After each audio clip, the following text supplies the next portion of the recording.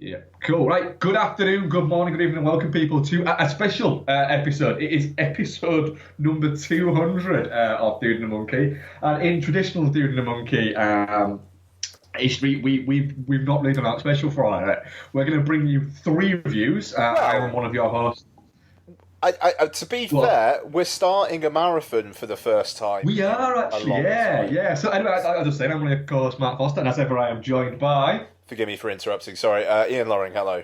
And as Ian states there, we're doing three feature reviews for you today. We're doing the It's So Hot Right Now horror Get Out.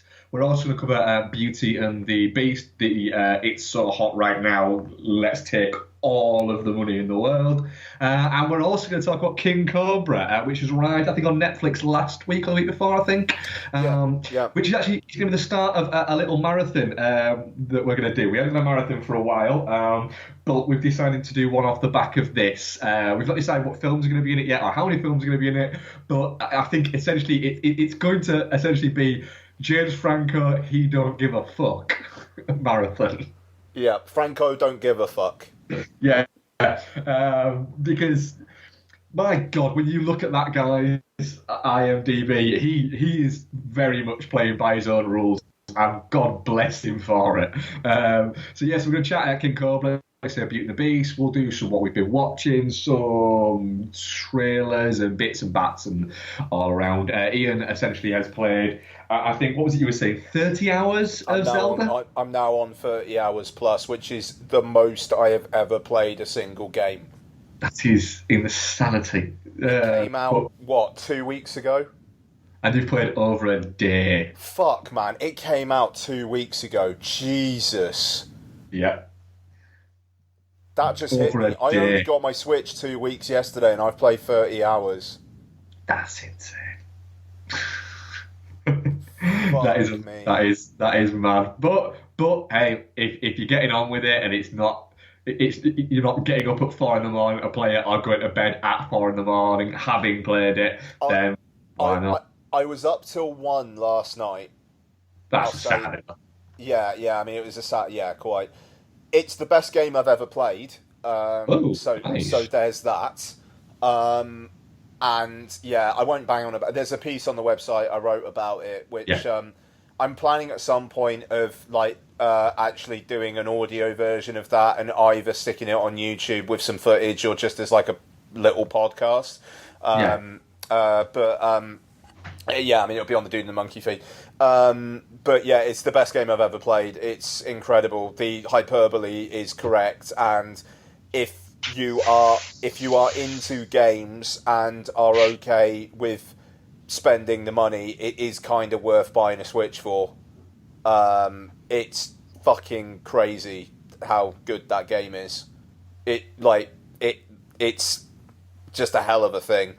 Yeah. But yeah, anyway, fuck, I was going to say something, but yeah, I think I'm going to be done with it this week, and I hope so.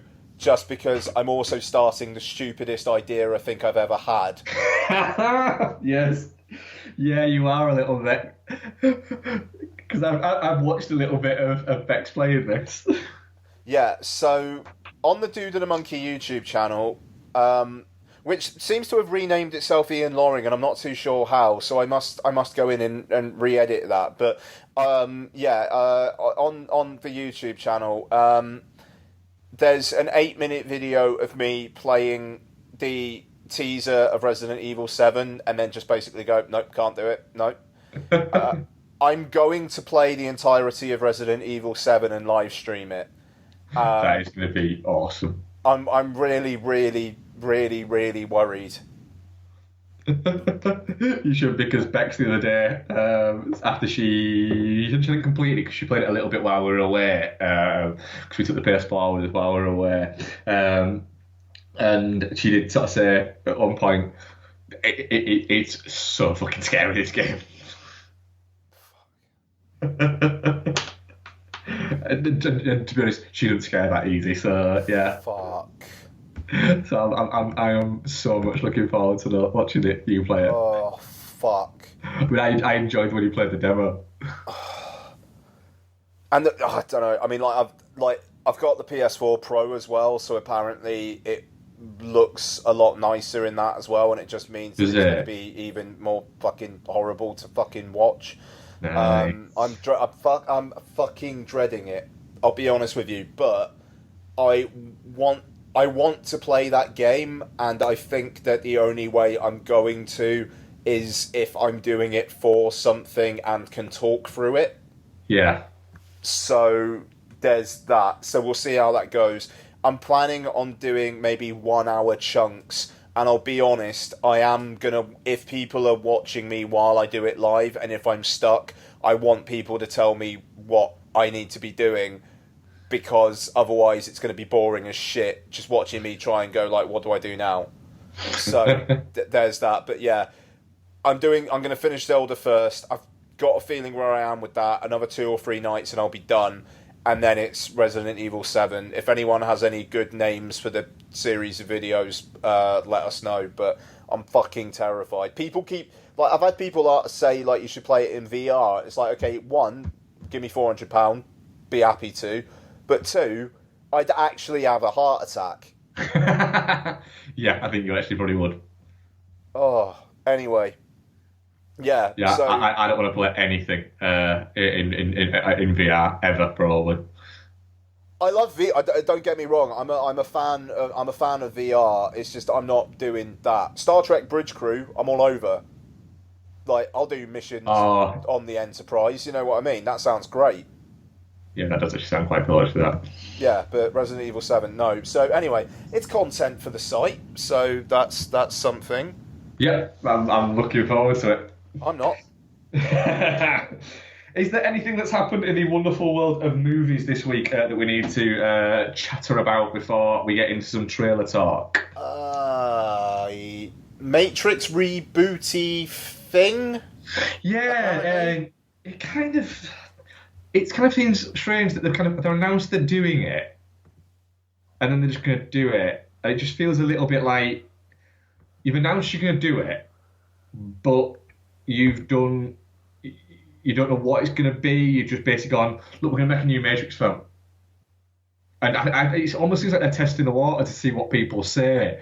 And, yes. Like using like everything as some kind of weird little hive mind to try and work out, right, well, what are people saying? Who should we get in? Because let's be honest, the Wachowski, the Wachowski siblings now, or are they just the Wachowskis now? I think they're the Wachowskis. Right, the Wachowskis. They, have kind of suggested they'd be interested in sort of continuing it, which is fair enough. It's it's them who made it start off with, but let's be honest, it's also them who kind of killed it, and. Although the stuff they've done afterwards, I've not actually disliked. It is a little bit like their style and their aesthetic has had its time. I don't think it needs to come back. I don't think it ever will come back. No, I mean, that film is as late 90s as I think it's possible to get. Yeah. From the like Nokia phone product. Was it Nokia or Motorola? Fuck. I think it was Motorola. Yeah, I think it was. Was it the Motorola Razr? No, that was later. That it was a flippy one. Yeah. Oh, yeah. I swear it was. But like with that shot there, and even like the green tinged cinematography and the kind of like the Hong Kong infused action. Yeah. Trench coats. Yeah, it's all so fucking 90s. It hurts. Yeah. But apparently there is scuttlebutt that it's going to be about a prequel about a young Morpheus, and that's why Michael B. Jordan's been mentioned. I'm not adverse to that. To be honest, I would take a reboot. Like, let's have a new style, some new ideas, same basic premise, but some new visual ideas, no raves. Less Christ allegory would be nice. Yeah. Trinity not having like a 10-minute long dialogue deathbed scene. Fair I've literally blocked out the second two movies. I remember like bits of them, but like I keep thinking, maybe I should go back and watch them. And I went back and watched The Matrix not too long ago. I was like, I don't need another like 4.5 hours, nearly 5 hours of this. Always annoyed me that The Matrix Revolutions didn't end with a Rage Against the Machine song. Yes. It's like, come on, keep that up. Yeah. Yeah, all right. It was a kind of a bittersweet kind of ending, but why not? Yeah, it would have made sense. It kind of felt like they didn't really know. It felt like they got bored halfway through the third one and lost complete track of it. No, I mean it was because it was an interesting time because they obviously they did Reloaded and Revolutions back to back, and like a year or two later, Pirates did a couple of films back to back, and it kind of feels like Infinity War's going to be that, but aside from that, it does kind of feel like it's been a while since that's been attempted. Yeah, the back to back. Did they shoot the Hobbit sequels back to back? Oh yeah, I mean like the Lord of the Rings and the Hobbit ones, they all did them all in like one long stint and then went back for reshoots and stuff like that. Yeah, but I mean that was just kind of how they made those films. I think they're kind of a unique case. Christ, I remember like back in 97, 98, when they were first talking about the films and they were saying they're like, we'll do the first Lord of the Rings, and if it doesn't work, the rest of the material we'll just do as like a mini series on HBO. And it was like how times changed there. Even though saying that, sorry, a tangent, but like the Divergent, the last one of those, they're talking about it just being a TV movie, but Shailene Woodley's already said she's not coming back for it, and it kind of feels like that's dead in the water. I'd be so disappointed if I was a fan of those books, because it's like, they split up the final book into two films for no reason anyway, did the first one, and then it didn't make enough money, and they just never bothered making the second one. I mean, that's such a fucking... It's a dick move. Yeah, it's so disrespectful. I mean, yeah, fair enough, it was losing money for the studio, but it's so disrespectful of the material and the author and the fans that it's hell of a thing. It's not their fault the studio fucked it up. No, exactly, yeah. And Christ, Jeff Daniels was in the third one, I think. Because it was almost like... Because I watched the first two, and they kind of wrapped shit up, really. Because, spoiler alert for the second Divergent film, for some reason. But, like, Kate Winslet gets offed. And she was, like, the main bad guy. And then it's like, right, okay, yes, you've kind of done some breadcrumbs to the next one, but okay, cool, fine. And then the third one, which I never even bothered watching, it's just like, okay, here's a bunch of new shit happening. Jeff Daniels is a bad one this time, and, there you go. You're not going to get your next one. I mean, it kind of feels like the Maze Runner, like after old Blokey had his car accident. Like, is that still coming, that last one? No, apparently it's not. Yeah, there you go. And it's just... I don't know how the fuck I went down that rabbit hole, and I apologise, but it's our 200th episode, there had to be a tangent somewhere. But Matrix, yeah, why not?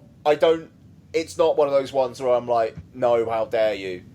Why not? Yeah, I couldn't give a shit, make it, do what you want with it. I'm not that fussed. One thing I did notice, Ian, Fast and Furious 8 runtime. Oh, like 2 hours 40 minutes? 2 hours 16. Oh, oh, thank fuck for that. Because I noticed we were talking about it the other day, and I happened to check something. Yeah, it's listed as 2 hours 16. Okay, that's fine. Yeah, that's about right for a Fast and Furious. I mean, that kind of feels like how long the last few have been, give or take 5 minutes. However, yeah, Wikipedia, sorry, what is it? He's listing it as... IMDb is listing it at 2 hours and 16, but Wikipedia appear to be listing it at 2 hours 40. Well, the box office is open for that now, if I remember correctly. I think I saw some shit in Cineworld about that yesterday. I wonder... Yeah, 137. Does BBFC don't know what is it for it yet, I wonder. I'm just wondering if Cineworld have...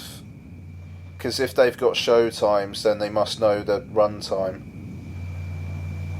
Fuck is it under? Right, comes out like 16th of April, I think it is, or some shit. Yeah, it's only a few weeks. 14th. 136 minutes. 136. 2 hours 16. The S216, yeah, that's Yeah. right, isn't it? God, that fucker's in 4DX. Jesus Christ.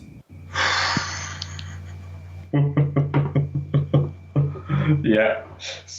Right, trailers, Ian. What have you seen this week? I just showed Lottie a trailer I hadn't seen before for the Boss Baby. I have more questions. It's out in 2 weeks, so we don't have long to wait. No, we don't. But he works for a corporation. He seems to, yeah. They And seem to they're be trying to stop puppies. They're trying to take down puppies. Yeah.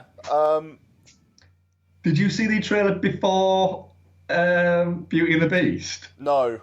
Where it's the baby sat in a high chair, and he's got a clock in one hand and a candelabra in the other hand, going, I don't get it.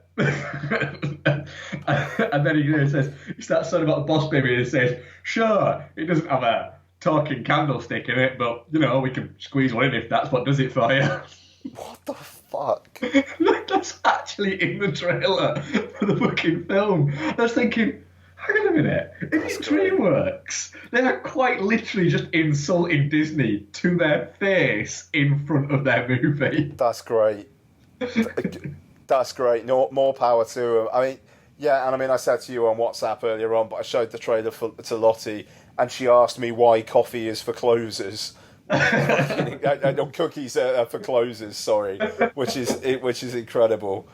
Like, I just kind of ignored that one. I didn't really know what to say. Yeah. Anyway, the Boss Baby. I'm looking forward to it. I am. Like, I am so not ironically, I'm looking forward to seeing what the fuck that film is. Yeah, and I think actually actual Baby, not Boss Baby permitting. I think Noel is planning on possibly joining us for that one. I think, isn't he? Yeah, I think he might be. Yeah. Yeah. Also the first trailer for Coco, which is Pixar's. Yeah, we're doing Cars 3 this year. Yeah, we know. Here's an original. Even though I say original, it's already gotten some flack off people because it kind of looks like the Book of Life. Does a little bit, yes. Yeah, so we'll see how that goes. I mean, I don't think there was quite the romance angle about the Book of Life, which I don't think this is going to have. And to be fair, the Day of the Dead and all that kind of stuff with Mexico is a well-known thing. There was a LucasArts game about it years ago, Grim Fandango. So, that shit is, it's just commonplace. I mean, like, fuck, not Skyfall, Spectre had that opening, scene with it as well, so it is a thing, and, it's multicultural, but that's not good enough for some people, apparently. No, apparently, yeah, I heard that it's stereotyping. Yeah, Jesus Christ, I'm fine. But yeah, it is like, do you know what? Fuck off. Yeah, I don't know. It's just like, so far off. Am I looking forward to seeing this more or Cars 3? This by a fucking 1,000 miles, no pun intended. Like it's, yeah. But I mean, yeah. We'll see. We'll see. It's way too. I mean, it barely gives you a clue of what it's actually about. No, do you know what? I looked at it and thought, this looks like fun. I'm looking forward to this. It looks like it's not trying to cram a message in there anyway. It's just going to be a bit of fun. Yeah, quite. So that'll be all right. Red Band for Life, which I saw before Get Out. Yeah, did you see the Red Band for that? Because there was what I saw. It was an entire scene. Yeah, I think is that not the Red Band? Is that the Red Band? I think I'm assuming so anyway, because it was the scene where the guy gets the thing stuck on his hand. Yeah. Is that an actual trailer? It just felt like a scene that had kind of like what is it? And I was like, yeah, it feels fucking weird. Yeah. Fuck man. I mean, we haven't talked about what we're going to review next week, but Life's out next week. But there's something else out next week as well. Oh, The Lost City of Z, the new James Gray one. Oh yeah. It's a tough week that because I want to see both. Yeah, I don't. We'll talk about that. It might be a show times permitting kind of thing, eh? But yeah, we'll see. But yeah, I mean, Life. We'll see. I don't know. Good cast. Yeah, it is a good cast. That's kind of the only thing that's really got me that interested. But yeah, we'll see. But I think that might be about it for me this week, unless you can. I think there's a couple more. There's one that I'll throw out there in a second, and you'll go, "Oh, fucking hell!" They're rebooting the Die of a Wimpy Kid. Oh, so it's okay. So what is? I suppose it probably is a new kid by now, isn't it? Yeah, all right. It's an entire new family. It's a complete reboot, and basically the trailer says we're rebooting it. All new. What is it? A new blah. A new blah. A new blah. I really liked the first few Die Wimpy Kid films. I thought they were really quite entertaining, to be honest. This doesn't look it at all. This looks terrible. It looks awful. Okay. So I'm a little bit disappointed. It looks a little bit too goofy. They've gone too goofy with it. Power Rangers is out next week as well. Sorry. Is it? I kind of want to see Power Rangers. I'm good with doing any of them. And I suppose the one that you've definitely missed that you're gonna go, oh fucking hell yeah, Baby Driver. Did we not talk about that last week? Did we? Did we? Fucking hell. Did we or didn't we? Or did we just talk about it on WhatsApp? Fuck, I can't remember. I think did it come out on Sunday? Did it? Okay. No, all right. Well, we'll talk about it. So, apologies if we talked about this last week, folks. But no, hang on. No, we didn't. It was just us last week, wasn't it? Yeah. Yes. Yeah. Okay. No, we didn't. Fuck. That's weird. That's like alternate reality me. Like, because I could have sworn I actually had like a Skype conversation with like Noel was on talking about it, but obviously not. Fuck, that's weird. Baby Driver, it looks fine. That's about it. To me. I quite like the look of it, to be honest. Alright, cool. Good on you. I quite like the look at it. And the weird thing is, I'm not an Edgar Wright fan. I'm not a hater. I don't dislike his stuff. But I only genuinely really like one of his films. The rest of them, I'm a little bit like, nah. Whereas this, I was like, yeah, I can get behind that. I'm quite looking forward to it. I will admit it does look a little bit straight to VOD, but fuck it, lap that shit up usually. So yeah, I'm quite looking forward to that. That's one where I would just kind of prefer to maybe see a bit of a scene so I can see what he's going for, because like the whole like the music he's listening to, essentially the choreography of the action is around that. Is what the film is, but you can't really explain that in a trailer, so instead it's like getaway driver does one last job and things go wrong. Yeah. Okay, fine. Even though I will say the thing with the Michael Myers mask I thought was actually really fun. The Mike Myers was actually really funny. I thought that was great. Yeah. I laughed heartily at that. Yeah, I mean, it's written and directed by Wright, so I definitely have confidence there. It's just the trailer is not great, and I don't know, like that thing's gonna have to have some really, really, really, really, really great reviews, I think, because otherwise, it's not a particularly hot cast. I don't know, the trailer just looks a little bit Fast and Furious rip-offy. If you were taking it completely out of context. Yeah. I mean, like you say, slightly straight to video, really. It kind of feels like it's something where Kevin Spacey is doing a bit of a Bruce Willis, yeah, I'll be in your VOD thing, give me $1 million and I'll be there for 2 days. Yeah. Like that kind of thing. But in Wright, I trust certainly more than I trust in Peg, even though Star Trek Beyond was evidence contrary to that, I suppose. But yeah, I good on you, man. I'm glad you like it. And in the end of the day, Scott Pilgrim versus the World is still one of my favourites of this decade. And fuck, man, we're kind of starting to actually think about films of the decade, really. Like, it's 2017, it's getting on up there. Yeah, we're 2/3 of the way there. Social Network, man. Social Network's still number one for me. But, Wolf of Wall Street's still the one for me. Yeah, fair. Yeah, that makes sense. I mean, in a good way. Yeah. Yeah. But yeah, no, we'll see. We'll see. I genuinely thought we talked about that last week. Okay. We may well have done, and I may well have I don't think we did because I don't actually remember much of the conversation. So, oh dearie me. Right. First feature review is for the Jordan Peele directorial debut, Get Out.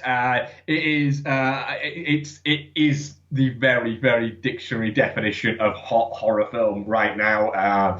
What was it? People were actually complaining when it lost its 100% on Rotten Tomatoes. That was a thing that happened, I think.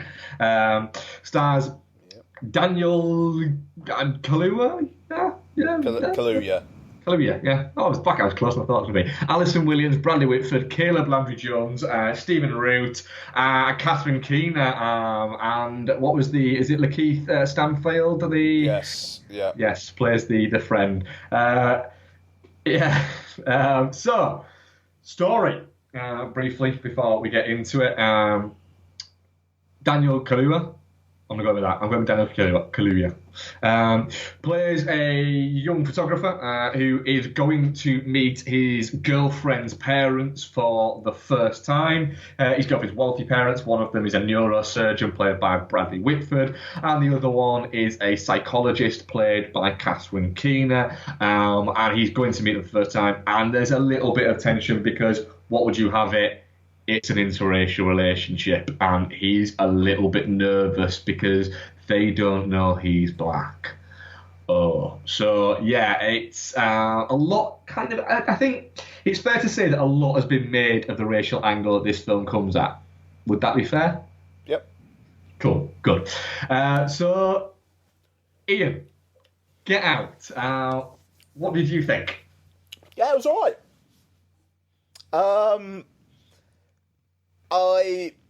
You're breaking some kind of online film critic code there. We're not allowed to say it's alright. I thought we had to say it was the greatest fucking film of the past 10 years. Yeah, no, absolutely. It's a really solid directorial debut, which I think has some things to say and says them loudly. I think that the marketing did it no favours by signposting pretty much fucking everything that happens in the entire film. Aside from all spoilers all the time, the reveal of Alison Williams' character, which we will get into that particular scene. As we were talking on WhatsApp. But there's other bits we'll get into around that. Yeah, sure. I thought it was. I thought it was decent. It was entertaining. The best friend character was the MVP of the film, and I would have preferred it to have been about him. To be honest, Daniel Kaluuya's fine. But it's. His there's not really much to his character. He's got like this emotional backstory that kind of doesn't really go anywhere, other than that it's a traumatic event. Okay, people have those in their lives. What does that actually mean for the film? Oh, nothing. Okay, fine. Good to see Catherine Keener. It was a good oh cool, that person's doing some shit. That's nice. Yeah. Kind of film, like Bradley Whitford, who was solid. The central idea, I thought, was fun. Well, fun's a weird word, but just quite mad. Quirky. Yeah. And maybe it was a budgetary thing, but I was kind of expecting a third act. Once all that stuff was revealed as to what was actually going on, I was expecting a bit more craziness, and instead, the film just goes, right, let's just kill everyone. And it let me down slightly there. The build-up's great. What the build-up is actually to is a bit of a letdown because of the marketing. And then what happens after that I was mixed on. So it's a decent time. It's definitely not shit. There will be better horror films this year. Mark. Yeah, I'm pretty much the same as yourself. I enjoyed most of my time with it. I thought it was all right. I struggle to get how people can be so. Oh, this is incredible. It's one of the best satires of recent memory. I'm a bit like, is it? How is it? It's a solid horror / comedy film. That's fine. I'm fine with that. It is a solid that. But the performances are all entertaining enough and are all perfectly good, and the premise is fun. There's some bits that just kind of make you go, but there was that bit, and there was that bit, and why was that bit there? And I think the more you think about it, the more it unfolds. But then again, with high concept movies, which this kind of is a little bit of a high concept movie. Certainly, what's actually happening in it is pretty fucking high concept, I think. Exactly, yeah. So that's high concept, but the actual, there are bits in it where you go, but what about that? And why did that happen? And why did we get that? And yeah, it is one of the things where the more you think about it, the more bits start to unravel, which I suppose is a little bit unfair of it, because it is it's a tiny budget film, $4.5 million. But it has a very solid cast which kind of hold it together. So the $4.5 million for these are always a little bit like, but I guarantee you that Bradley Whitford, Caleb Andrew Jones, Stephen Root, and Catherine Keener are all and Alison Williams probably are all working scale. So it's a little bit like, it's not like other $4.5 million movies, to be honest. Oh no, yeah. I mean, these guys are probably getting points on the back end. It's the Blumhouse way.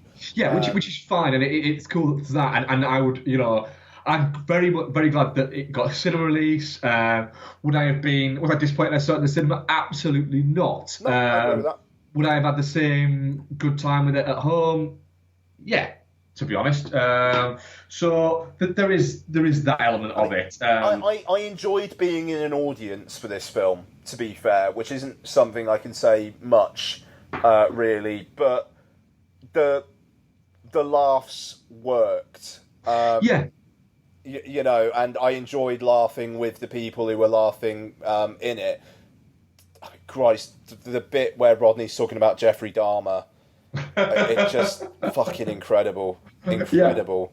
Yeah. Again, he was a star of the show. I thought Alison Williams was good up to a point, and then she stopped being good, and there's a very clear point where she stopped being good. There's a lot of... the thing is, I don't know.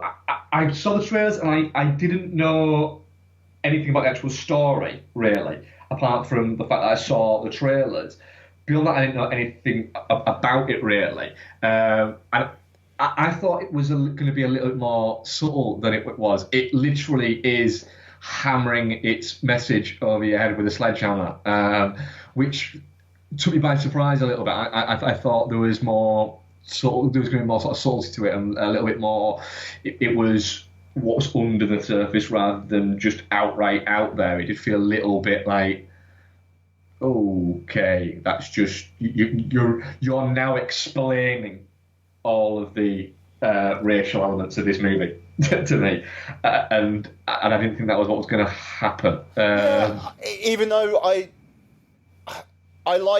did like the central conceit though of these privileged white people literally using the bodies of black people. Absolutely. Right. Let's get my few issues out of the way from it now, and we can get into the actual sort of some more of the positives. Because I think you have some of the same issues as me. So we'll get to the one we spoke about the other day. We'll get to that in a second. But the first one is the bingo auction. Right. So what was happening there? Were they bidding, or was it he's just randomly picking numbers and they're bingo, and Stephen Root just happened to win? It just feels a little bit like Why it would was have it made like more. why was it like a ceremony? Yeah, it would have Yeah. made more sense if they were picking them to order, seeing as he was perfect for Stephen Root's character. I thought they were. I thought it was a coded way of saying, right, you two are gonna do this, and then you guys are gonna do this, even though that came to nothing. Yeah. Like the way he's like pointing at people and making hand movements. That could have been it now. I've just misread that because it just felt a little bit like I didn't really know what was happening there, and it could have been three or four things, and it turns out it's actually none of the three or four things I thought it was. Yeah, I mean it was evocative, but It was good. It was a nice shot. Yeah, and like the music with it was great as well, but it didn't really make any sense. Yeah. Yeah, I think that's fair. And at that point, it is like, what if he'd gone? Do you know what? Let's go back now, rather than Alison Williams. But I suppose the whole fact is that she's very much baited him, and she's acting as the alpha throughout the entire relationship. And then there's the once the shit hits the fan, there's the flip, and he grows essentially some balls. Caleb Landry Jones gets nothing to do, and in the one scene he gets something to do, he's fantastic. The shit hitting the fan, I expect it to go a little bit bigger. And yes, we'll get into what happens to Alison Williams' character. But like you mentioned to me, the little cupboard thing in the room that's just left open. You know, not even unlocked, just fucking open. That literally unravels the whole thing. Feels a little bit like, why? How? Is there a scene missing there? Is there a scene where like the maid leaves it open or something like that? Yeah, the maid, no, not the maid, is she Georgina? She is the maid, is she Georgina? Yes. You could class her as the maid, couldn't you? Good. But I said something horribly insensitive. No. I mean, like, in the end of the day, she, I mean, that is her job in that place. Yeah. So, yeah. Good. Because, I mean, that's the thing. And the thing is, that reveal then kind of kills an aspect of the tension for the next few minutes. Because it's like, he knows that she's a wrong-un. Yeah. And it's just like, and we know. So then she keeps on saying, like, I can't find the keys. Yeah. And then, like, she looks genuinely worried at one point. And it's like, right, is this actually going to go in a way where they've, like, set up the both of them or something? Like, what is that? And then it's like, no, all right, no, she is just a wrong-un. Yeah, and then from then on, she spends the rest of the movie just dressed in white with her hair back, just being really, really odd. Yeah.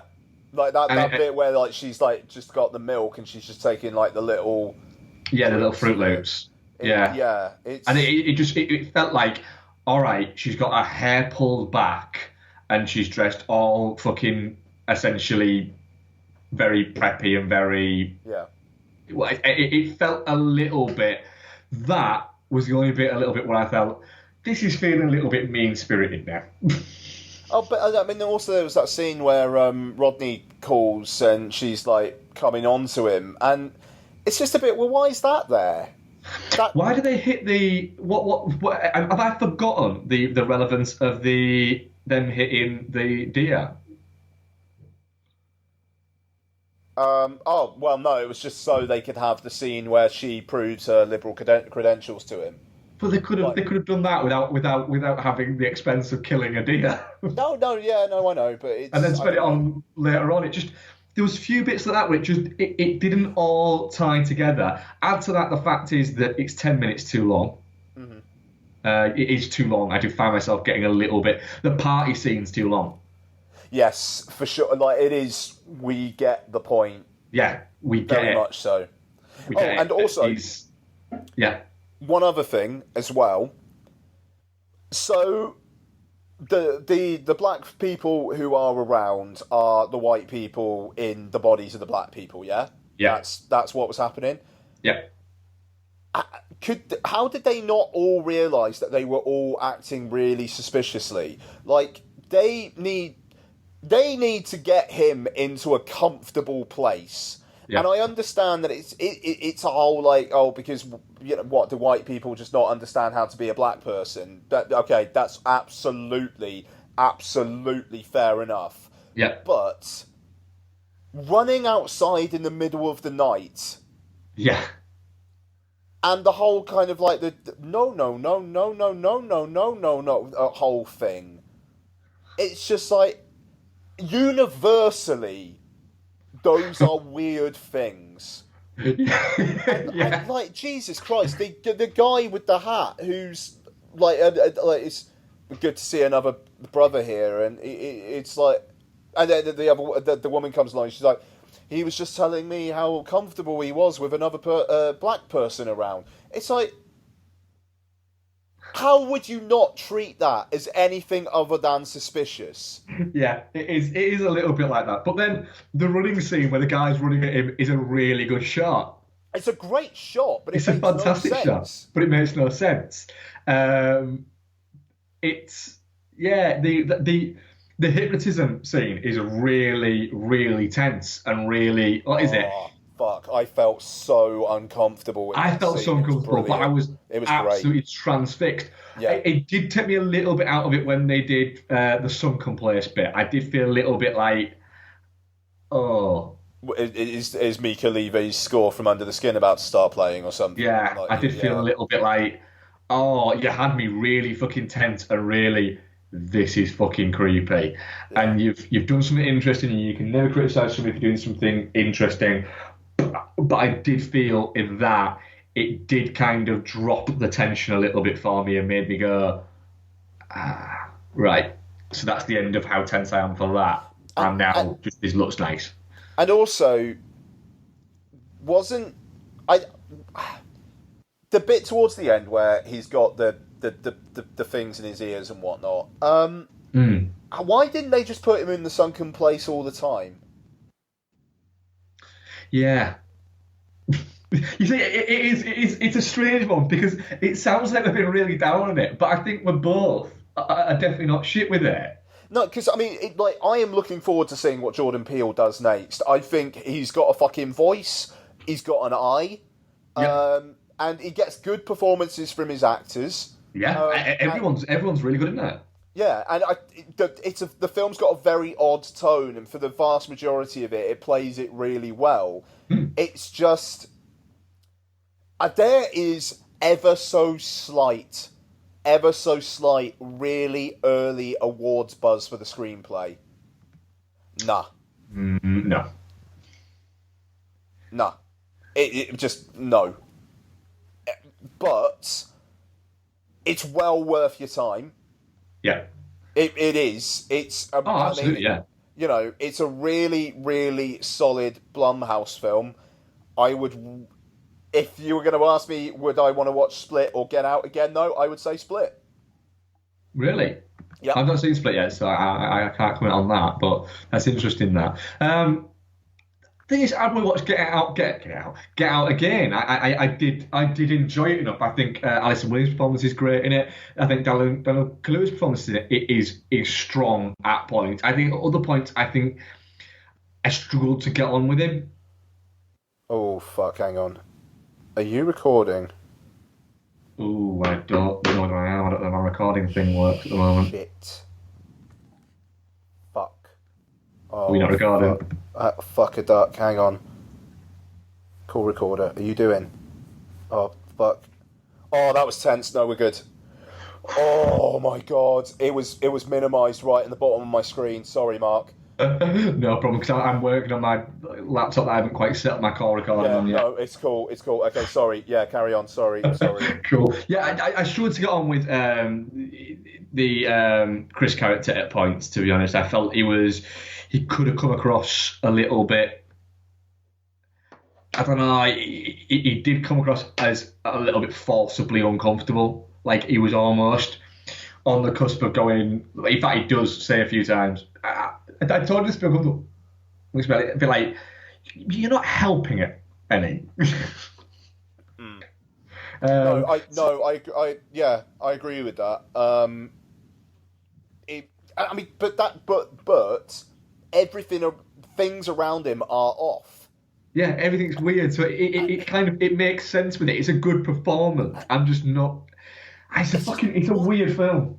why doesn't I mean Alison Williams' character has done all this stuff a number of times. Why doesn't she say to her granddad and grandma in the bodies of the servants in the house, stop running around in the middle of the night, you know, have some conversations.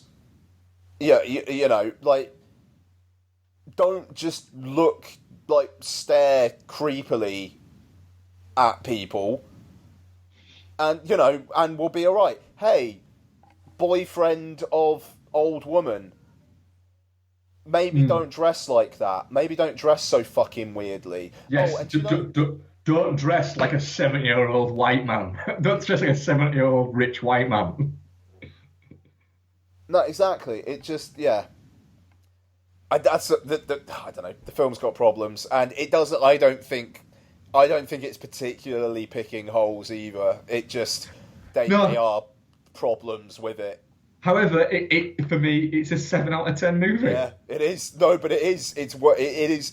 This is the thing. It's the natural when everyone tells you something's great and you don't like it as much, then you're more inclined to be negative. I mean, I think it's human nature, and it's what it is with me on this. It's a really solid horror film. It's not the second coming as everything seems to have to be these days. Yeah. Our audience poll, definitely not. So we're both definitely not shit on Get Out. Yeah. Definitely not shit 73%, touching cloth 9%, and shit 18%. Nice. Lottie, what's up, babe? Oh, she wants to say something to us. What do you want to say, Lots? Happy to add episode. Oh, thank you, Lots. Thank you very much, Lots. Mark says thank you. Do you want to hear Mark? You can hear Mark. Hello, Lots. Can you hear that, Lottie? Do you want to say anything? What do you want to say to Mark? What do we do next? What do we do next? What do we do next? Well, we're going to talk about a film you don't want to see. No, yeah. Did you enjoy Beauty and the Beast, Lots? Yeah, did you enjoy Beauty and the Beast? Yeah. What was your favourite bit? Good. When the bee turned nice. When the Beast turned nice. Okay, that's good. And would you say it was definitely poop or definitely not poop? Definitely not poop. Okay, good stuff. Thank you, baby. Thank you very much. All right, thanks lots. Oh, okay. No, What is that? it's called a microphone, babe. What does it do? It records me. It records you? Yeah. Oh, why haven't you got any in there? Okay, all right. So, King Cobra, yeah, it's about the story of Brent Corrigan and how him coming into Game On producer Stephen Cossis life and how that ends up colliding with James Franco and I can't believe the guy's name now, Keegan Allen's characters there. So Ian, King Cobra, it's an interesting one, this one, isn't it? It's quite something, this. It wasn't a treadmill film, I can tell you that for free. King Cobra, I thought it was alright.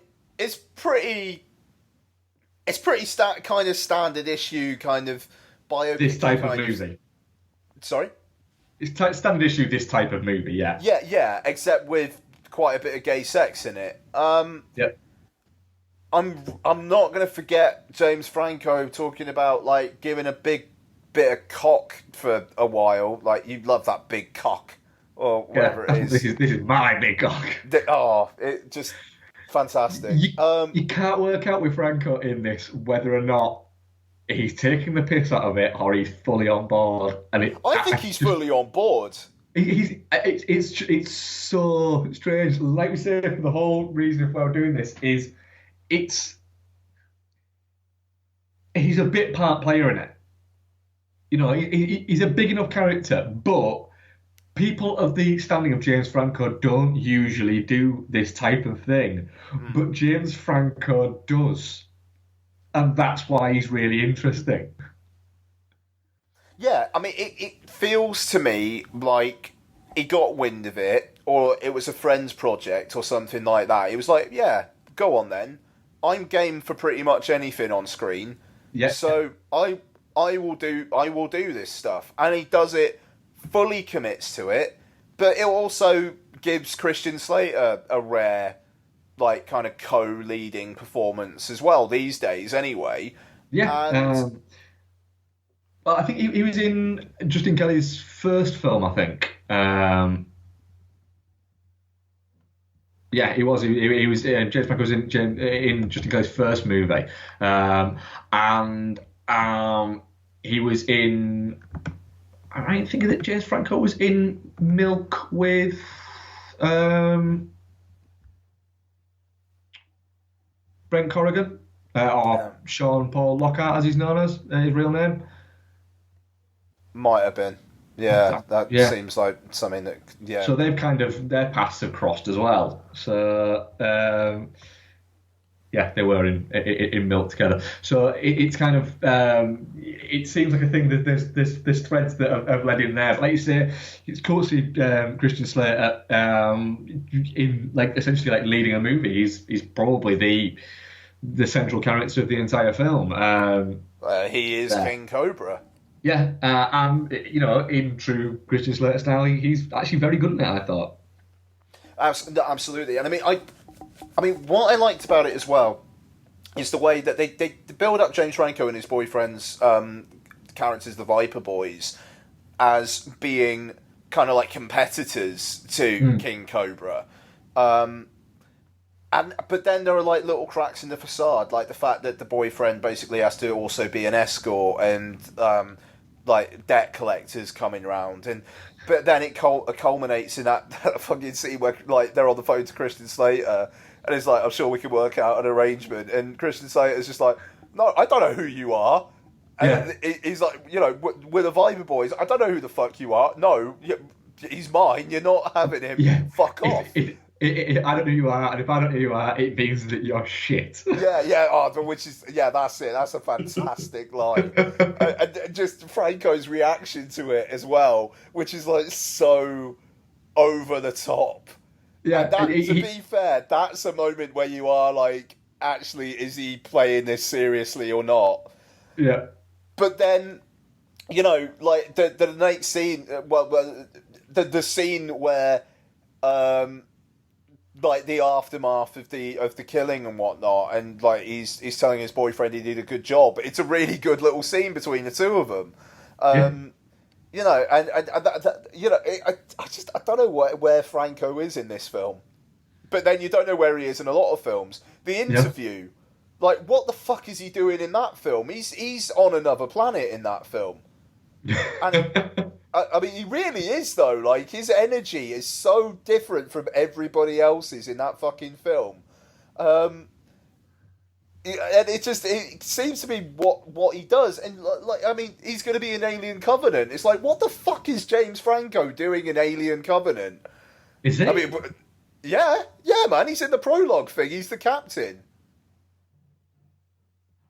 James Franco is? Yeah. Like in the prologue thing, the one who's like says he's ill and he needs to go to bed. That's James Franco. Is it? Yeah. Fucking hell, I didn't notice that. Yeah. This is weird. Like frankly, he's not going to be in it much, because there was a trailer for Alien Covenant before Get Out yesterday where Catherine Waterston says to Bradley Crudup, "I think this is a bad idea, Captain." Yeah. So, and James Franco was already ill anyway, so I'm assuming something happens there. But yeah, James Franco all over the fucking place, and I mean, and also, I mean, fuck, it's getting away from King Cobra slightly, but the Disaster Artist, there's awards buzz for that. Isn't there also one that he's doing this year where he's written it? I'm sure he's written something for and Pamela Anderson starring in it. That's fucking amazing. I'll let you continue talking about King Kong while I just checked to Yeah, make sure I yeah. haven't. We need to look into that. So yeah, it's just I don't know what Franco is doing here, but I like what he's doing. I like what Christian Slater's doing. Yeah, no, he is. James Franco is directing a film called The Institute, a thriller film that he is directing. And I think, no, he's just directing it, and he's not in it, I don't think, but it stars Pamela Anderson. In 19th century Baltimore, a girl stricken with grief from her parents' untimely death voluntarily checks herself into Rosewood Institute as subject to a bizarre and increasingly violent pseudo-scientific experiment in personality modification, brainwashing, and mind control. She must reclaim the clutches of Rosewood and exact her revenge. Sounds great. Yeah. Spot on. Yeah. What the fuck is he doing? It's brilliant. I like it. Yeah. But the thing is, though, I mean, away from the what the fuck is he doing, King Cobra is a good little film.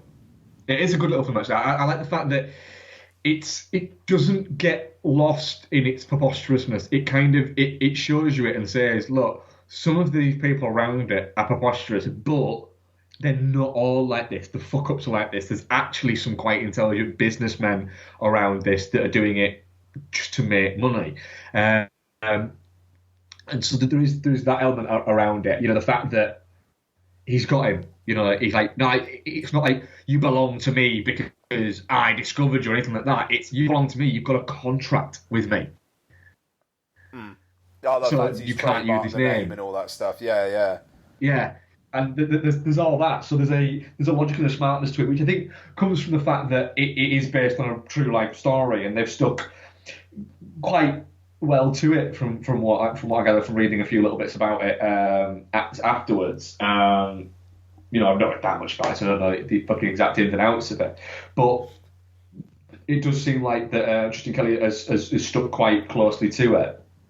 You know, I did like it's kind of darkly comic. The whole like we're gonna burn this place to the ground, and it basically cuts, and it's just like fire at the blah blah blah. It's now a murder investigation. It's like good job, guys. Yeah, there's literally a little bit of smoke damage outside of one of the windows. They're just not very good, those two. No, yeah. But I think you kind of like get the idea that these were ridiculous people. Just not very bright and ridiculous people. The fact that when they go to that sushi restaurant, it's like, oh, I want some sake. All right, I want the most expensive sake you've got. All right, well, I would go this one. Just bring the most expensive. And it is like that. Like the more expensive something is, the better it is. Yeah. No, exactly. But then, I mean, you know, you can see what his character's going for there. He's trying to impress Brent Corrigan, you know, and yeah, I don't know. It's a good little film. Really solid performances. I mean, the lad who plays Brent Corrigan is the fact that like his character arc is that, you know, he actually wants to be a filmmaker and all that kind of stuff. It doesn't quite pull through for me. He doesn't seem fleshed out enough. I mean, weirdly, I thought James Franco's boyfriend was more kind of fleshed out, where you know, he seems like a bit of like almost like a bimbo at first, but then as it kind of goes on, it's just like, no, he's really in love with James Franco's character and will do anything for him. And you know, there's a kind of almost a kind of like an honor to his character in that, which I really quite enjoyed. And I mean, like the sex scenes, for what they are, they're attractive men going at it, which if you're that way inclined, it's probably good shit. Yeah. You know, like it's pretty full on. And fair play, you know. Yeah. I just James Franco and Christian Slater talking about taking cocks and stuff. It's just you don't see that every day. No, you don't. No. I mean, to be honest, I'm a definitely not shit of it. To be honest, So am I. think you know, it's alright. I think it benefits from the fact that it's 90 odd minutes long. Yep. But yeah, I'm definitely not shit. And our actual audience poll for it, well, King Cobra, definitely not shit, 33%. Oh, Touching come Cloth, on. 33%. And shit, 34%. Fucking... Yeah, alright. Which I could see why, to be honest, on that. Yeah, I mean, yeah, well, maybe. Yeah, I mean, it's quite... I don't know. It's a story that you've seen before, but the performances are good. And, I don't know, you don't see James Franco having gay sex every day. No, you don't. Or Well, Christian Slater, you know. no. It's yeah. I feel like it was perfectly all right. I was all right with it. I must say, I'm chomping at the bit to do Mother May I Sleep with Danger. Can we do that for next week? Yes. He fucking co-wrote that. Yeah.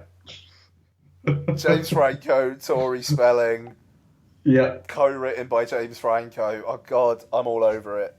Yeah. That's what we're covering in our Franco Don't Give a Fuck next week. Yeah. Yes. Final feature review for this week. Beauty and the Beast. Is it the second live action classic they've redone? Kinda. I mean, you had Maleficent, which was kinda Sleeping Beauty again, but not. Yeah. It was around that time where these remakes and stuff were going to be like, from the bad guy's perspective, or like gritty, so like Snow White and the Huntsman and whatnot. But then they just went, no, fuck it, let's just remake them.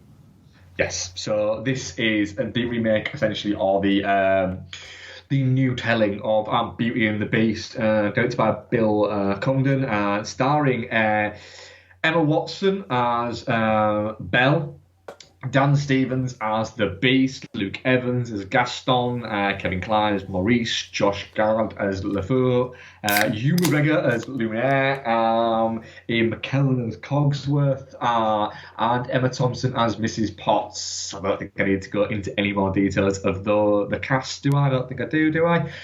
Also, I thought Raw, just Huh? because I like saying that name. Also, do I really need to tell people the story of Beauty and the Beast? Well, no, if you've seen the Narcissistic cartoon... asshole prince gets turned into a beast for being a brick, and the only way he can get turned back from being a beast back to being a prince is if he manages to fall in love and have somebody fall in love with him as the Beast, to prove that true love can exist, and he has to do this before all the petals of a rose fall away. So there we go. I think everyone knows the fucking story of Beauty and the Beast anyway. So Ian, what did you think? Lottie got very confused. I just want to say before I forget, Lottie got very confused because at the start, Dan Stevens is dressed up in the finest, like, French revolutionary kind of get-up. Yeah. And then through the film, Lottie asked me several times, why was the Beast a girl before? So that took some explaining. Anyway, yeah, I had a really good time with Beauty and the Beast. It's the original film, which I watched in parts recently. It's the original film with some new songs and some expanded material. I was a little put off by how close to the original it is at times, like down to shots. Like the song at the start, the Emma Watson song, it genuinely felt like there were entire shots just taken from the cartoon, which felt lazy. And I mean, like, to be fair, the Beauty and the Beast, like, dance feels like that as well, even though it almost kind of feels like with that scene you have to. Yeah. So fair enough. But there were, and like the Gaston song as well, like, it felt a bit too copyish. But really like the Beast song. That was cracking. I thought Dan Stevens did a really good job of that, actually. It was very good, yeah. And I thought the performances as a whole were pretty fucking solid, actually. I just liked how expensive it looked. Like, everything about it from a production value point of view was like A grade. And I suppose that's what you get when Disney chuck like $160 million at something. But there was a sense of classiness to this, which I was kind of surprised by. And yeah, I don't know. I thought it was really good. I thought the action worked. Luke Evans was fucking fantastic. He was fucking great. Anyway, I'll stop. I enjoyed it more than Get Out. I did not expect that. And Lottie had a good time with it as well. She freaked the fuck out at one moment, but the beast was nice in the end, so it was all good. Anyway, Mark.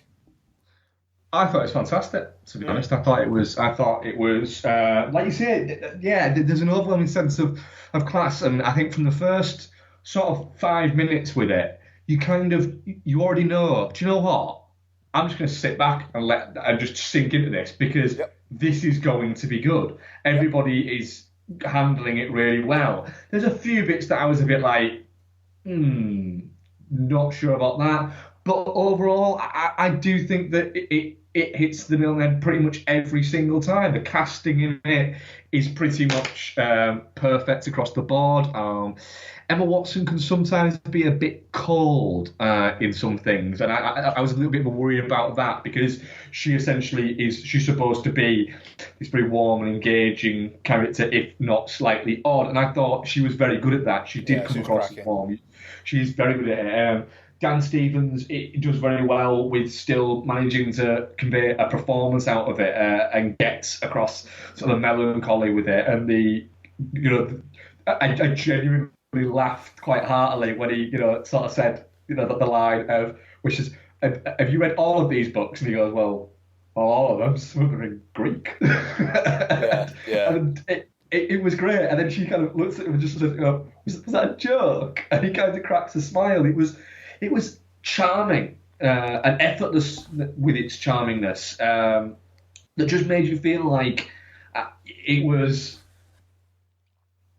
handled well. Everyone knew that, you know what, we've got a really fucking good story here. We've got to really do something to fuck it up. So let's not try and dick about with it. Let's nail the songs. Let's do this. Everyone felt like it felt like it was rehearsed to within an inch of its life. Everybody knew their parts absolutely perfectly. The only one that I felt was a little bit off at points was Josh Gad. I felt it was a little bit, okay, that's fine. I'm fine with you being a gay character. No problem with that at all. Makes perfect sense in that time period, as it does for now to have that. But we got it. You could turn it down a notch in certain bits. He felt a little bit too much like he was trying to steal everything, which he didn't need to do, because Luke Evans was fantastic every time he was on screen. Seriously, he was fucking great. Because he's got the kind of like the macho pomposity about him, but he's also got the theatricality. I saw somebody put out a tweet, and I can't remember who it was, so I apologise. And this isn't a criticism of the person that put out the tweet, but they put out a tweet saying that they were a little bit worried about Luke Evans and could he pull off the arrogance of Gaston. And I thought, yes. How can Luke Evans, without question, can pull off being an arrogant prick? Yeah, someone hasn't seen High Rise, I'd say. Yeah, and that's not a criticism of Luke Evans, by the way. It's just, he can pull off that character there, and he does very well. And the fact that you've got the bits where it worked well with Josh Gad was where he stood behind him saying, deep breath, calm down to him every time he loses his shit. And there is a joke where in a Disney film, right, in a film that is going to make $1 billion, right, where a main character gets calmed down at the thought of war widows. Oh, that was fucking fantastic. Like, the look on his face is like he's just had a smack of heroin. a bit of smack even. Like, it is, fucking incredible, that is. Yeah, it was. I thought Ewan McGregor was magnificent. I thought he did Be Our Guest fantastically. Yeah. I thought the whole thing, like you say, had an overwhelming sense of just class about it, and just I'm not afraid to admit that I'm really enjoying this. And like you said, the Beast song was magnificent. It was brilliant. You know, you look at it going, shit, is that actually Dan Stevens? That's wow. I mean, the fact, like the work he had to do for the mocap as well. I mean, like having to fucking do shit on stilts and in a muscle suit. Yeah, like good on him. Yeah, I mean, for like making that effort. And I don't know. It feels like there's not a lot of actors out there who would be prepared to do that kind of work. It's like, all right, look, I'll do the facial capture and whatnot, but just have a fucking stuntman do the, like, with the muscle suit and whatnot. And it's like, no, he actually fucking goes and does it, and really good on him. Do you know what I think it is with Dan Stevens? The reason why I think he's gone in this interesting direction, he's gone in because he's a very interesting actor. We've said it before. He picks interesting roles, and he doesn't seem like he wants to go down a certain path. He wants to very much kind of, the fact that he's playing the Beast here, and he gets very little screen time as Dan Stevens in that, is he's newly hot. He only became hot after he became successful in Downtown Abbey there, and he was a little bit pudgy in that and awkward looking, and now he's reinvented himself, got Hollywood and reinvented himself, and he's an attractive guy. So, but he's gone through and made his sort of name and gone through acting as not having that movie star good looks and that, that poster boy imagery there. And so it's developed a different kind of mentality within him, I think. And that's why we're getting this, he's doing Legion, and he's doing Beauty and the Beast, and he went off and did, he fucking chased The Guest. He didn't just get cast in it. He saw the script and basically, I want to be in this, I want to do this. And they were like, well, if you want to do it, you've got to do this. And he's like, I'll do it, I'll do anything, I want this fucking film. And essentially, it kind of made him a little bit in terms of, yes, he can pull up in a movie star. He's doing a new Gareth Evans one, which yes, he is. You excited? Yeah. So, it's all that, and it's the whole thing just felt really, really like, bravo, well done. It made me come out there going, do you know what? Yeah, bring on fucking Aladdin or whatever it is you're doing next. Yeah, I'm well up for seeing what Disney do with these things. Maleficent was all right, but The Jungle Book was ace, and Beauty and the Beast is as well. I mean, Guy Ritchie doing Aladdin is fucking mental, but I can't wait to see what they do with it. Especially seeing as the more trailers that come out for King Arthur, the more you go, oh, that's full batshit fantasy mayhem. Fuck, man. Is it now? Guy Ritchie, seriously, he got such a fucking reputation early on, and he's done, I don't know, he's done stuff interesting stuff, man. I mean, Rock'n'Roller is a good little film. The Sherlock Holmes films are fun. The Man from U.N.C.L.E. is fucking great. Yeah, absolutely. And that's coming from somebody who shit-mouthed it all of the time until he actually saw it and then had to eat his words and go, it's fucking great. Yeah, totally. I mean, so, and yet he seems to have this reputation that people don't seem to be able to take his shit seriously and won't give him a chance.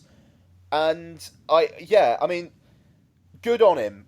Fuck the haters on Guy Ritchie, man. I mean, I say that King Arthur's going to be a piece of shit now, but I'm up for King Arthur. I'm fucking bang up for King Arthur.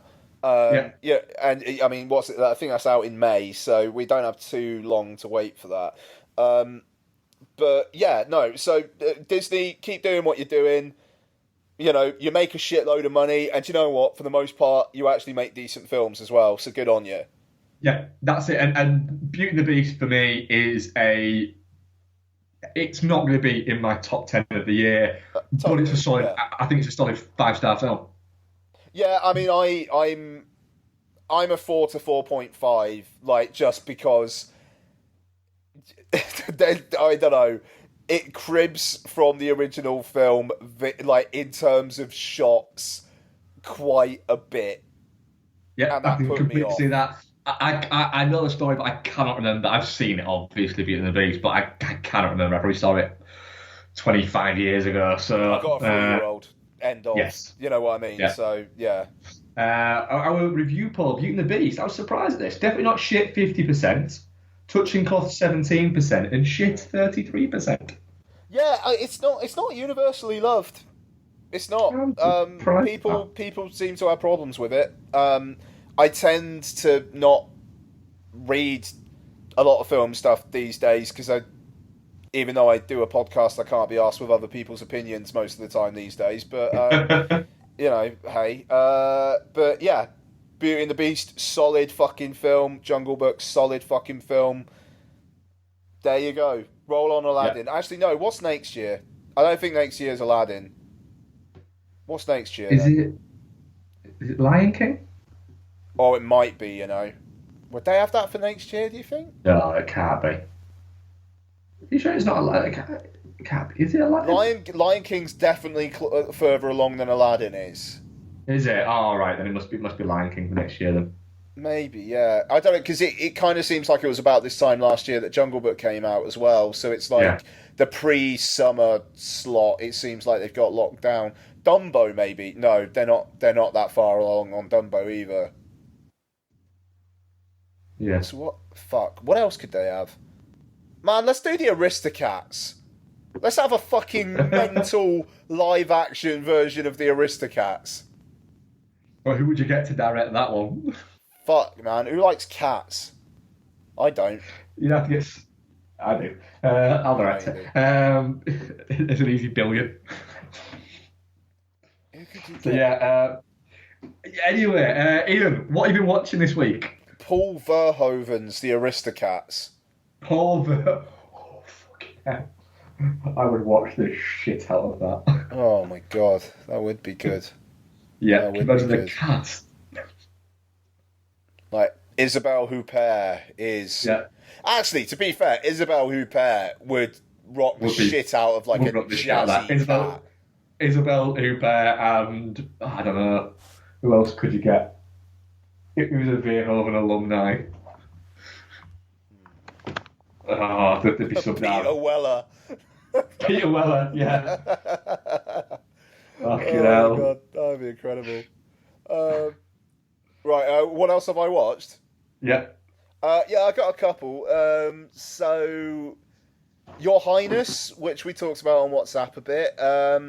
Rewatched Your Highness for the first time since the cinema. Enjoyed it a hell of a lot more. I think I must have had a stick up my arse the day I went to see it in the cinema. That film's funny, man. Like it's absolute fucking bobbins. Yeah. But I took enough out of it to go, I'm fine enough with that. It's stupid enough to be alright. There is a scene where Justin Theroux is having like a feast and Toby Jones kind of comes up on his table, like a vision kind of thing, and they're having a conversation, and right at the end Toby Jones goes, "Are you having fish fingers?" And it's like, yeah, they've been having this entire fucking scene with a massive plate of fish fingers just in the middle of the table. And I just... The film kind of instantly gets 3 stars for that, to be honest. It's that film, again, is another one that doesn't give a fuck. No, I mean, that's the thing. And Franco, again, slightly on a different plane to Danny McBride and Rasmus Harddicker. In this, very doesn't seem to realise, apart from a couple of moments, that his brother's an idiot, and it just seems to just completely go on the air of his own farts. It's fantastic. Yeah. So yeah, that's Your Highness. And the only other thing I got is Demonic, which I watched on Netflix. James Wan produced, starring Frank Grillo and Maria Bello. All right. Yeah, no, I thought that might perk your ears up. Yeah, can't beat a bit of Bella. No, quite, and a bit of Grillo. Yeah. So basically... Scott Michalski is in it as well. Who? Scott Michalski is in it. He did a few interesting things in the kind of mid-noughties and then disappeared.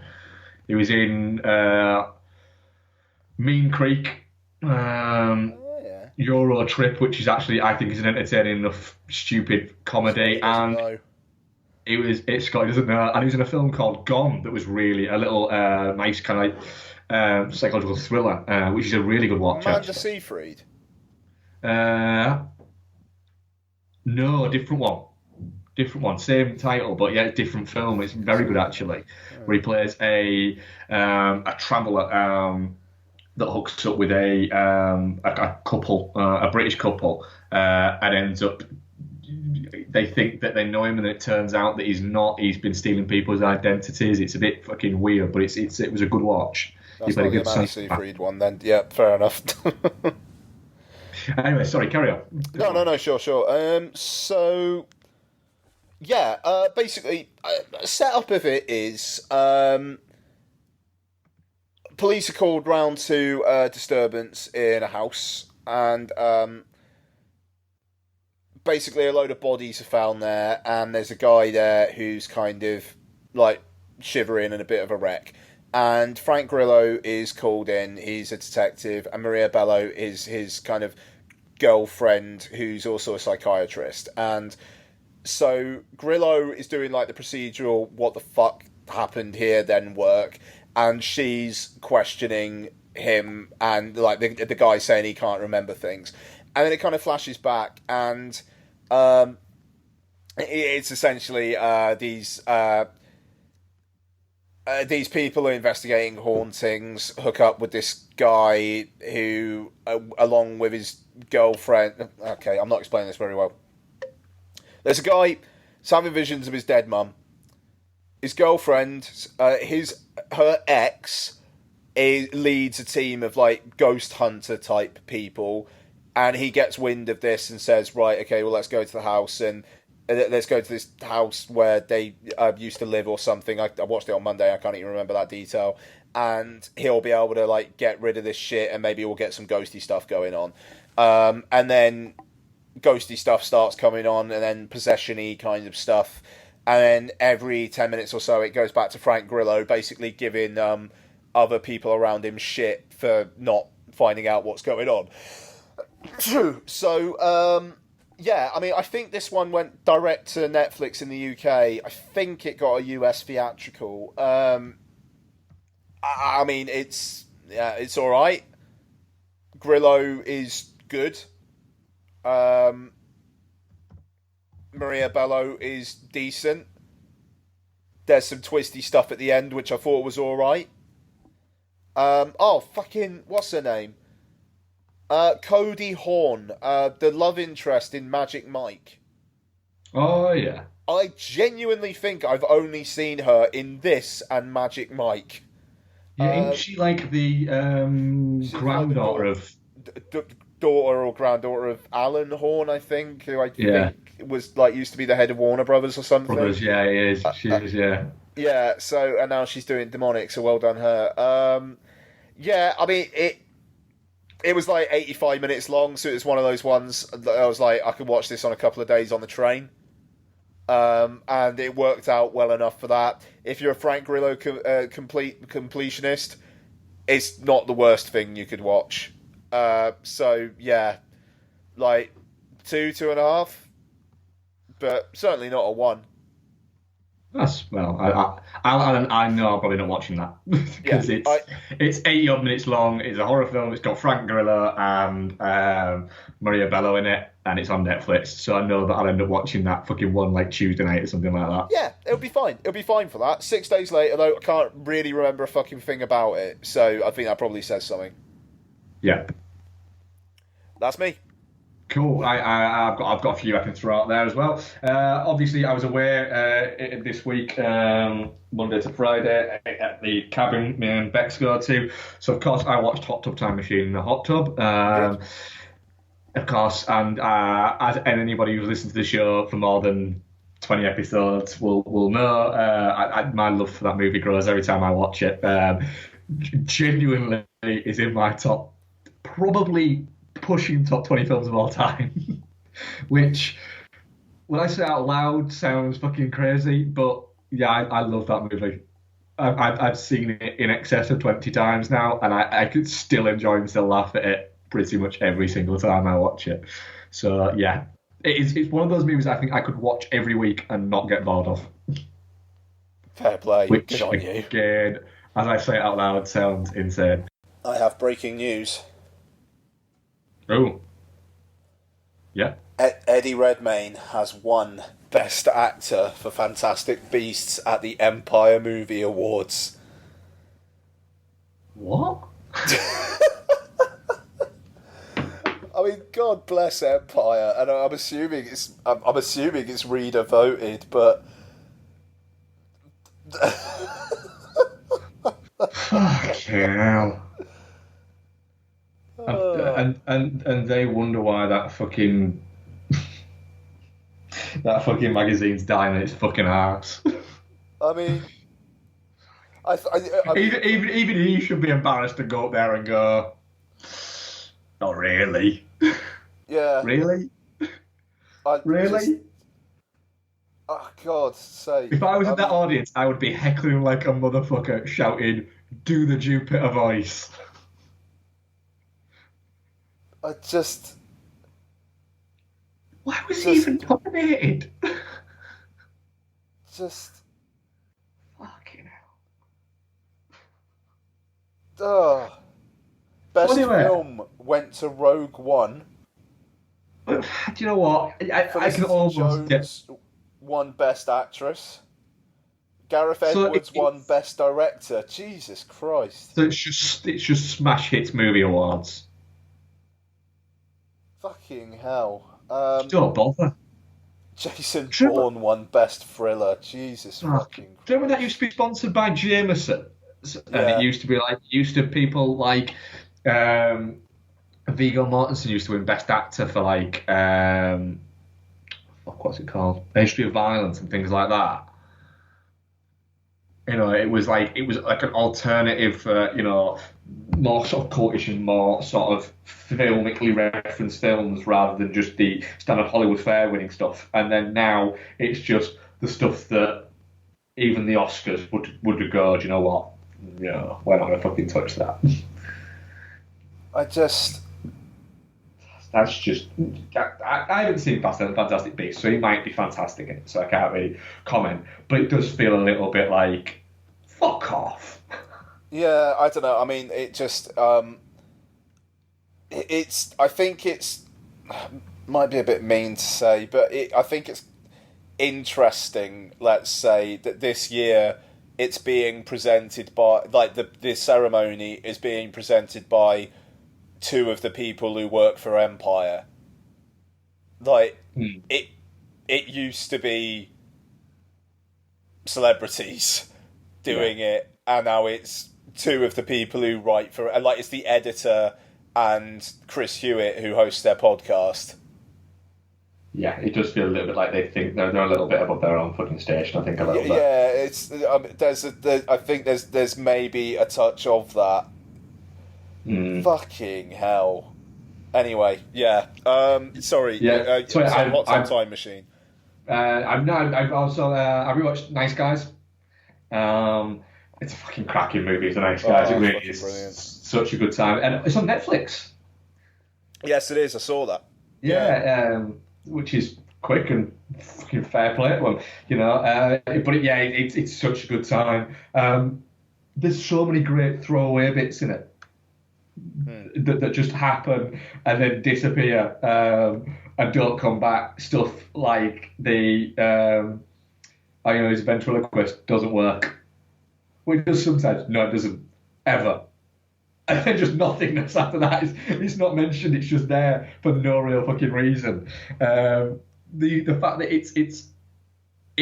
it's a film that has a little girl getting thrown through a pane glass window, and then just having a guy go, "Are you all right?" And she just goes, "Yeah, I'm fine," and nothing else is fucking mentioned about it. It's such a good time. Also rewatched Spotlight as well, which is less of a good time, but still actually a great movie. Seems to be a movie that people have kind of forgotten. Yeah, I fucking won Best Picture. I mean, won Best Picture. Yeah. And do you know what? It's really fucking good. Yes, fucking right it is. Yeah, it's a really fucking good movie. Better on a second watch, to be honest. I thought. Okay. I don't know whether you ever enjoy a film like Spotlight, but you appreciate it, and I did appreciate it more. There's some very good bits. The bit where the guy brings all of that support group, and he brings all of the information, and he starts saying, you need to handle this properly. I gave this to you, and you notice in that he's actually addressing Michael Keaton in it. He's not addressing the room as if he's actually saying, I gave this to you, and it kind of stuff starts to make sense that you know about after it kind of all starts to fall into place. What else did I watch? Rewatched 12 Monkeys. Becky's been wanting to rewatch it for quite a while. Again, it's a fucking cracking movie, it's 12 Monkeys. It's such a visually rich movie. It looks incredible. That movie, it's staggering how every shot in that movie just looks so. It's one of the few. It's possibly, and I'm a Gilliam fan. It's possibly the only Gilliam film where everything lined up perfectly for him. Everything just worked for him, and his mind was set perfectly on everything, and everything slotted into place and fit. And Bruce Willis is very good in it. Madeline Stowe's very good in it. Brad Pitt is fantastic in it. It's very strange. There was actually weirdly, I thought in Get Out, in the dinner scene with Caleb Landry Jones, there was a sort of that era Brad Pittness to him. Yes, yeah, you could see that for sure. Yeah, that's an interesting comparison. Even the voice, the way he was speaking, and the mannerisms and the awkwardness, he felt a little bit kind of 12 Monkeys, California, and Seven. Sort of era Brad Pitt, where he seemed to be riling against the the people's sexiest man alive kind of thing that he'd been bottled into, and was trying to go, do you know what? No, I actually want to be a bit fucking serious actor. And he has become a very sort of serious sort of player in the film world. He's won an Oscar and been nominated for several. In terms of producing and acting, etc. So it was good to rewatch that. I'm actually now kind of tempted in a way to watch the TV series, but I've got so much other sort of stuff to watch that I don't think I'll get around to it. And I also found I want to talk about. I rewatched W Delta Z. Have you ever seen this? No. What is that? No. It's also called The Killing Gene in America. It's directed by Tom Shackland. Oh, hang about Waz. Yeah. Bradley, sorry. yeah. No, totally have watched it. Yes. Watched it. It got a really small UK cinema run, and I actually managed to see it. Yeah, I remember seeing it at cinema as well. Actually, yeah, Stellan Skarsgård, Melissa George, Summer Blair, and Tom Hardy in a very kind of man, that's right, early role. How does this hold up? Really well. Yeah, man. Really well, actually. I would like to rewatch that. Who directed it? Tom Shankland. Oh, and he did The Children, didn't he? Yeah. Yeah. It holds up really, really well. Actually, it's incredibly icky. It's an unpleasant movie to watch. In the sense that it's got a lot of. There's no punches pulled. It goes outright fucking nasty. At points, and it's supposed to, but not in a way that a lot of horror films around that time were doing. It isn't just gore porn. Like things like Hostel were doing around the same sort of time. There's actually an interesting kind of story arc to the actual film, and the unpleasantness it has a part to play, and you can see why a cast like sort of Stellan Skarsgård, Melissa George, and Hardy were all kind of drawn to it. I think I remember when I was watching it, I remember thinking that Hardy was, knowing a little bit about him from other sort of bits he'd been in, but this was before, he became Thor Bronson and Inception and all the other stuff he's done since. But he is very, very good in this, as is Stellan Skarsgård.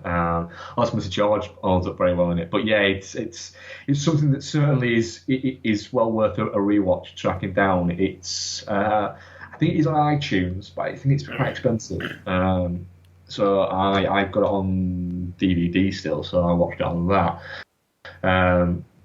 But if someone was, let's say, looking for it, an easier way to find it is if you search for the killing gene rather than W delta Z, is what I'd say. Yeah, no, for sure. But yeah, it definitely holds up really quite well, actually. I was quite surprised that it hadn't aged really, and it's 10 years old. So yeah, nice. I'd be up for rewatching that. Yeah, I'd recommend it as a rewatch, certainly. So yes, that's all I watched. Oh no, so I did watch Rookie of the Year again while I was on holiday, just because I saw it come up on iTunes, on Netflix, and I had a couple of beers. I just got out of the hot tub. I was having some crackers and cheese for my lunch, and thought, fuck it, yeah, why not? Nice. So yes, so I don't think we've actually got any questions. We got an email. Do we? Ah, cool. So let me just put it up here. So, Marcus Sisu, nice. Cool. Hi Lance, just a congrats on your 200 shows. I look forward to your thoughts every week, even though I'm not always on the same wavelength. Oh, pardon me, apologies, on the same wavelength. But for me, that doesn't matter. It's about the chemistry and entertaining back and forth. Plus, it's nice to have Mr. Mellor sometimes. I'm an old 35mm Heroes listener. Anyway, I hope you manage to keep going in the future. I appreciate the effort, and if you make it to LFF when I'm there, I'll shout you a well-deserved beer. Cheers, Marcus. Thank you, Marcus. That's very nice of you. Thank you, sir. Yes, Max actually came up with the idea that I forgot to mention to you because I was a little bit tipsy at the time when I was talking about that at some point in the next sort of few episodes we might do it.